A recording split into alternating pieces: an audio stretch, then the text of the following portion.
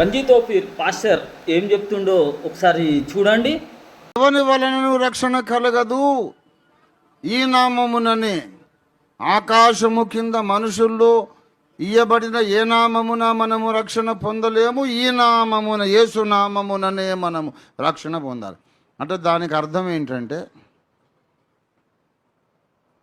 యేసయ్యను నమ్ముకుంటే పరలోకము గ్యారంటీ. యేసయ్యను నమ్మకపోతే మంచిగా బ్రతికినోళ్లకు కూడా నరకము guarantee. That is the message of the Bible. Even good people go to hell if they don't receive Jesus and don't get baptised. This is the message of the Bible. నువ్వు అబద్ధాలు ఆడకుండా, మోసం చేయకుండా, ఎవరి జోలికి పోకుండా నీతిగా బ్రతికాను అనుకొని చచ్చిపోయి అగ్నిగుండానికి వెళ్తావు. Because you die without Jesus. నీ నీతి నిన్ను పరలోకానికి తీసుకెళ్ళదు. నీ నీతి నిన్ను నరకము నుండి రక్షించదు. నీ నీతి దేవుని దృష్టికి మురికి గుడ్డలాగున్నది. నీ నీతి మన ముందు. ఓకే, ఇప్పుడు విన్నారు కదా. మరి అదే రంజిత్ ఓఫీర్ చెప్పింది. సో ఆకాశం కింద మళ్ళీ ఏ నామంలో కూడా రక్షణ లేదు. మనుషులలో ఇవ్వబడిన ఆకాశం కింద అంటే మొత్తం భూమి, అంటే మొత్తం ఇక ఎన్ని చర్చిలు ఉన్నాయో అన్ని చర్చిలు ఫటా ఈ ఒక్క వచనంతో. ఎట్లా అంటావా? ఆయన సో ఓఫీర్ మిని అన్న చెప్పలే, ఆయన ఓఫీర్ మినిస్ట్రీ ఆయన రంజిత్ ఓఫీర్ చెప్పలే, లేఖనం చెప్పలే. నేను లేఖనం చెప్తా, చూసుకోరి. అపోస్తల కార్యం 4వ అధ్యాయం 12వ వచనం ఏంటంటే, మరి ఎవని వలనను రక్షణ కలగదంట, ఎవరి వల్ల కూడా రక్షణ కలగదంట. ఈ నామంనే మనము రక్షణ పొందవలను.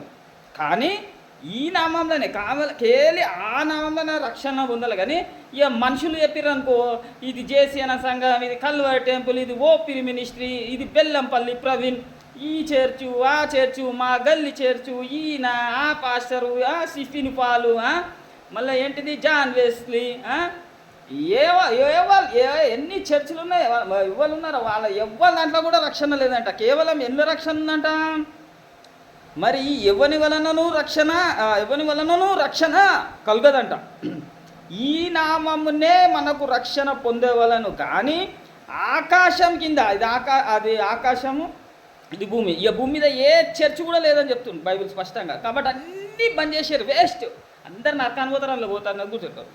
ఆకాశం కింద మనుషులలో ఇవ్వబడిన, అంటే ఇప్పుడు మనుషులు చెప్తారు కదా, ఓ మా పాస్టర్ మంచోడు, ఆయన మా పాస్టర్ని అంటారు కదా నన్ను, మా స్టిఫిన్ ఫాల్ మంచోడు, మా సతీష్ కుమార్ మంచోడు. మీరంటే ఎట్లా? మీరంటే కదా మనుషులలో ఇవ్వబడిన, అంటే ఆకాశం కింద మనుషులలో ఇవ్వబడిన మరి ఏ నామంలో కూడా రక్షణ పొందలేమంట.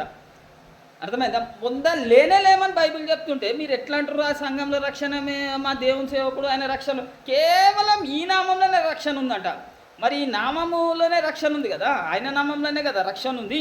మరి అందుకే 1 యోహాను 5వ అధ్యాయము 13వ వచనంలో ఏముంటుందంటే, ఏమని ఉంటుందంటే, దేవుని కుమారుని నామమందు విశ్వాసం ఉంచు మీరు నిత్య జీవము గలవారు అని తెలుసుకొనున్నట్లు మేము ఈ సంగతులని రాయిచున్నాము అన్నారు. అంటే ముందే రాసిన, అంటే ఏ నామంలో ఉంది రక్షణ? దేవుని కుమారుని నామం ఉంది. ఇక ఆకాశం కింద ఎన్ని చర్చిలు ఉన్నాయి, ఎన్ని ఉన్నాయి, ఎందులో కూడా మనుషులలో ఇవ్వబడి, అంటే మనుషులు మీరు ఎంచుకోరు కదా పాస్టర్లని, అట్లా ఎంచుకున్న ఏ పాస్టర్లో కూడా ఏ సంఘంలో కూడా రక్షణ లేదంట. కేవలం కుమారుని నామము అందు విశ్వసించు మీరు నిత్య జీవము గలవారని తెలుసుకున్నట్లు మేము, అంటే అపోస్తులు చెప్తున్నారు, ఈ సంగతులు మీకు రాయిచున్నామంటే. మరి రాయిచునే నమ్మాలి కదా. యేసుక్రీస్తు ఒకటి నన్ను ప్రేమించిన వాడు నా మాట గైకొంటాడు అన్నాడు కదా. మరి మీరు ప్రేమించాలి యేసుక్రీస్తును. మరి ఏ నామం అంటే రక్షణ ఉంది ఆకాశం కింద? కేవలం ఆయన నామంలో, దేవుని కుమారుని నామం అందే రక్షణ ఉందంట. వేరే దగ్గర ఏడ కూడా రక్షణ లేదంట. కాబట్టి దేవుని కుమారుని నామందు విశ్వాసం ఉంచి మీరు నిత్య జీవం గలవారు అని తెలుసుకున్నట్లు ఈ సంగతులు రాయిచున్నామంట. మరి ఎందుకు నమ్మట్లే మీరు? మరి ఎవరా దేవుని కుమారుని నామందు వచ్చిర్రు?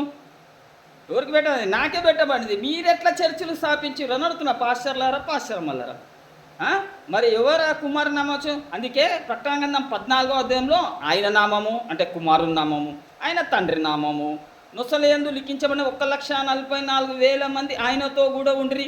నాకు ఏం పేరు, ఏం నామము? ఆయన నామం పెట్టబడదు. వారు 4వ వచనం, స్త్రీ సంగతం అపవిత్రం కానివారు. మీరే చెప్తారు కదా, ఫలించిన వాళ్ళు అగ్నిగుండంలో వాడతారని. మళ్ళీ ఫలించిన వాళ్ళు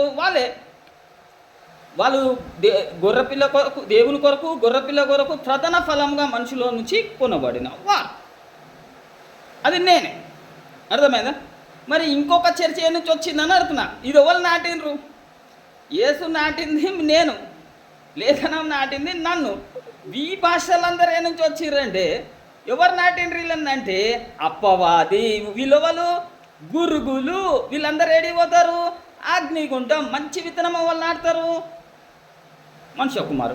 మరి వీళ్ళే నుంచి వచ్చిర్రు తెలియదు. కాబట్టి ప్రభువా ప్రభువా అంటే నువ్వు ఎవరివో నాకు తెలియదు, నేను చెప్పలే అంటాడు. అంతేనా కదా? కాబట్టి దేవుని కుమార్ అయితే ఏంటంట, మరి నేను ఏ నామంలో వచ్చినా దేవుని కుమార్ అన్నది. కాబట్టి అందుకే 1 యోహాను 5:13 ఏముందంటే, దేవుని కుమారుని నామందు విశ్వాసం ఉంచు మీరు నిత్య జీవము గలవారు అని తెలుసుకున్నట్లు ఈ సంగతులు రాయిచున్నాను. మళ్ళీ ఇప్పుడు ఏడుంది అపోస్తులు 4:12, మనుషులలో ఇయ్యబడి ఆకాశం కింద మనుషులలో ఇయ్యబడిన మరి ఏ నామంలో కూడా రక్షణ లేదంట. అంటే ఏ చర్చిలో కూడా రక్షణ లేదు. సో నేను ఏ చర్చిలో రక్షణ లేదని యేసుక్రీస్తు అనేక లేఖనాలు కూడా చెప్పినా. మళ్ళీ ఇప్పుడు ఇది కూడా క్లియర్గా చూపిస్తున్నా. ఇక నా దగ్గర నేను తప్ప ఇంకొక దారే లేదు.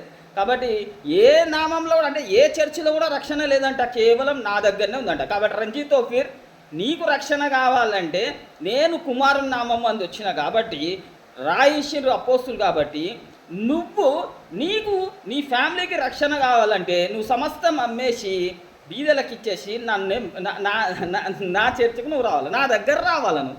కాబట్టి ఎందుకంటే నా దగ్గరనే రక్షణ ఉందని బైబుల్ చెప్తుంది. నీకు దాని లోతు తెలియదు, నేను లోతు చెప్పిన అంతే. ఇంకా నువ్వు ప్రవక్తనంటే నా ప్రవక్త. ఇప్పుడు నువ్వేట ప్రవక్త, నువ్వు ఎవరివో తెలియదు. సో నీ రంజితో పిల్ల లేదు, ఎవరి దాంట్లో కూడా రక్షణ, కేవలం నా దగ్గరనే రక్షణ ఉంది. బైబుల్ స్పష్టంగా, ఇది లేఖనం. అర్థమైందా? లేఖనాలే నమ్మాలా. కాబట్టి నాకు ఏ నామం పెట్టబడింది? కుమారుని నామం. ఆయన నామము, ఆయన తండ్రి నామం. కాబట్టి 1 యోహాను 5:13 దేవుని కుమారుని నామం అందు. ఎవరు? నేను దేవుని కుమారు, ఆయన నామము, ఆయన తండ్రి నామం. రైట్? విశ్వాసం ఉంచు మీరు నిత్య జీవం గలవారు అని తెలుసుకున్నట్లు ఈ సంగతులు మీకు రాయిచున్నానట. నేను ఆయన నామం, అందుకే నాకు మరణం లేదు. కాబట్టి నా సంఘం ఉంటే మరణం ఉండదు. కానీ ఆడుంటే మరణం, మళ్ళీ చనిపోవడమే కాకుండా నరకం కూడా బోనస్. అంతేనా? వేస్టా లేదా? మరి ఆకాశం కింద ఇవ్వబడిన మనుషులలో ఇవ్వబడిన ఏ నామంలో రక్షణ లేదని లేఖనం స్పష్టంగా చెప్తుంటే మీరు ఎట్లా పోయారు క్రైస్తవులారా వాళ్ళ దగ్గరికి అని అడుగుతున్నా. సో రైట్, మరి పోయి అడగండి, లేఖనం తీసుకుపోయి. చూసామా ఎంత జ్ఞానం? అందుకేనంట జ్ఞానుల జ్ఞానము నిరార్థం చేసేస్తున్నారు దేవుడు. చేసేసిండే. ఇప్పుడు మీ జ్ఞానాలంతా అందరు ఆగమైపోతున్నారు, పాస్టర్లు ఆగమైపోతున్నారు, గాబరైతుంది. అయ్యా ఎట్లా, ఒకవేళ ఇది వైరల్ అయిపోతే మా మొత్తం చర్చిలు ఎగిరిపోతాయి అని చెప్పి గడగడ వణుకుతున్నారు ఇప్పుడు అందరూ. అందుకే నాది వైరల్ కానియట్లే. మీరు వైరల్ అయినా నేను కాకపోయినా నాకు అవసరం లేదు. మీకు కావాలంటే నన్ను రావాలని నన్ను ప్రకటించాలంతే. లేదా ఇంకొన్ని రోజులు నాకు మహిమ రాగానే ఎట్లా దొక్కుతుందో తెలుసా, ఎట్లుంటుందో తెలుసా తీర్పు. నేను వచ్చిందే తీర్పు తీర్చాను గుర్తుపెట్టుకోరి. దుఃఖ దినంలో సమాప్తం కాలే. ప్రవీణ్ కుమార్ది చెప్పిన చూడు, ప్రారంభం కాబోతున్నాయి మీ అందరికీ. అది అతి దారుణమైన దుఃఖాలు తట్టుకోవడం మీ వల్ల కాదు. ఈడ దుఃఖమే మీకు తెలిసిపోతుంది కూడా అప్పుడు. ఇక మేము ఖచ్చితంగా నరకం. మళ్ళీ ఆ దుఃఖం మళ్ళీ ఇక ఉండదు. ఇక రక్షణ ఇంక ఏముండదు. గిలగిల కొట్టినా కాళ్ళ మీద పడినా ఏం పని ఉండదు. ఇక అయిపోతుంది మీ పని. సన్నా రైట్, మరి తీసుకో చెప్పండి.